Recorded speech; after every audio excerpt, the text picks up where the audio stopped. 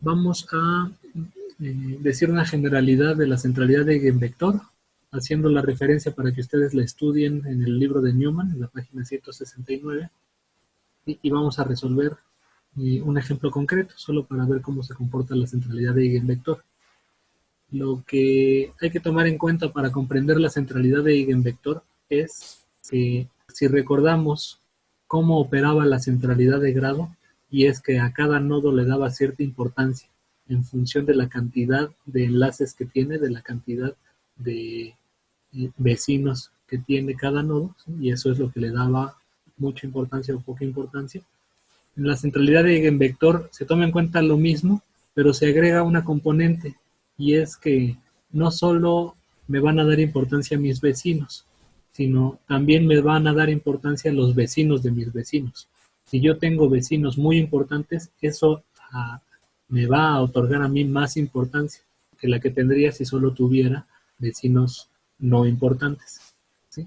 Eso Newman lo desarrolla mediante un proceso iterativo que ustedes pueden revisar en esa sección, es muy clara, muy concisa, y lo único que haremos es aplicarlo al ejemplo de esta red. Y con esta idea general, el eigenvector de la matriz resulta ser una generalización de la centralidad de grado. Y esto es muy interesante, la razón matemática está en el libro de Newman. Pero vamos a comparar ambas centralidades para que vean a qué nos estamos refiriendo. Aquí está esta red, que ya habíamos visto en un video anterior, y simplemente hicimos su matriz de adyacencia, con las propiedades que ustedes ya conocen, y construida como ustedes ya saben construirla. ¿Sí? Vamos a obtener de la matriz de adyacencia el grado. ¿Sí? También como ustedes ya saben obtenerlo, si sumamos las filas tendríamos que el nodo 1 tiene grado 1, el nodo 2 tiene grado 4, y así, con todos los nodos. ¿Sí? Y dijimos que si el grado lo concebimos desde la perspectiva de la centralidad, estaría normalizado, tendría valores desde 0, entre 0 y 1. ¿Sí? Lo que vamos a hacer únicamente para la centralidad de grado, ¿sí? O la degree centrality, es tomar el vector de grados, tal y como lo construimos en las primeras sesiones, y normalizarlo, ¿sí? Que tenga norma 1. ¿Sí? Normalizarlo en el sentido de que su norma, su tamaño sea 1, es decir, lo vamos a dividir entre su norma, la raíz cuadrada del vector por sí mismo, y esto nos va a dar estos numeritos. No es como definimos la centralidad de grado, pero por eso le ponemos aquí que es proporcional, ¿sí? Y tiene la misma información. Tenemos que aquellos nodos que tienen grado 1 se les asignaría una centralidad de punto 18, ¿sí? Por eso punto 18, el nodo 4 tiene punto 18, también el nodo 6.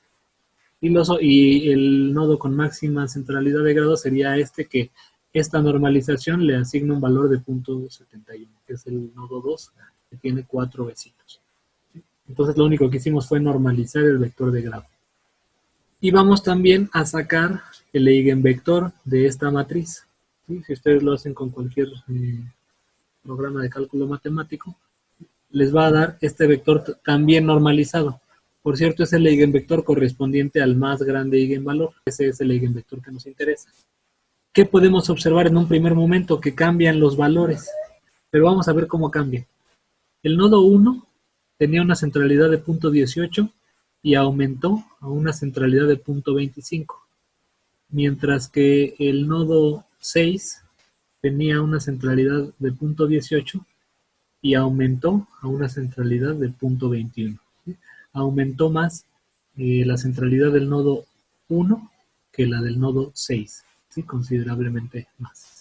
¿Y esto a qué se debe? Fíjense cómo son los vecinos del nodo 1 y del nodo 6. A pesar de que ambos tienen un vecino, no tienen el mismo tipo de vecino. El nodo 1 tiene como vecino al nodo 2, que es un nodo muy importante, porque tiene 4 vecinos.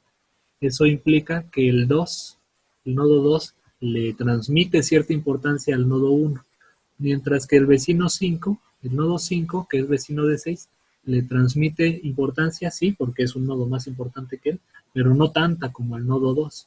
¿Sí? Este tiene solo grado 3 originalmente, y el nodo 2 tiene grado 4.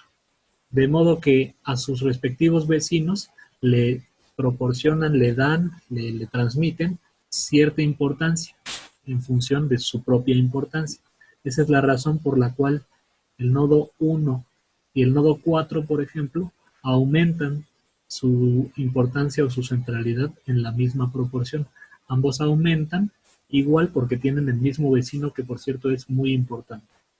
El nodo 2 al mismo tiempo tenía una centralidad de 71 y su centralidad disminuyó hasta 60.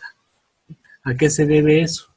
A que si bien es un nodo muy importante porque tiene muchos vecinos, todos sus vecinos son de menor importancia que él. Entonces, aunque tenga muchos vecinos, tiene vecinos chafas, ¿no? Vecinos pinches. Así que por eso disminuye su centralidad. Y serían los casos interesantes. El nodo 5 tiene 3 vecinos, uno muy importante y 2 menos importantes que él. Entonces más o menos se queda en la misma, con la misma importancia. Entonces vamos a poner esta misma información en una tabla. Resulta interesante que si el grado lo normalizamos, o sea, el vector grado lo normalizamos, nos dan ciertos valores que podemos comparar de manera interesante y directa con los valores del eigenvector. Y esta es en general la centralidad de eigenvector. Es una centralidad que toma en cuenta, que asigna importancia en función de los vecinos, del número de vecinos, pero también de la importancia de esos vecinos. Entonces, esta centralidad está cargada también en networks, en prácticamente cualquier paquetería de análisis de redes, pero la interpretación es esta. Ustedes revisen en Newman cómo se llega, cómo se deduce esta expresión.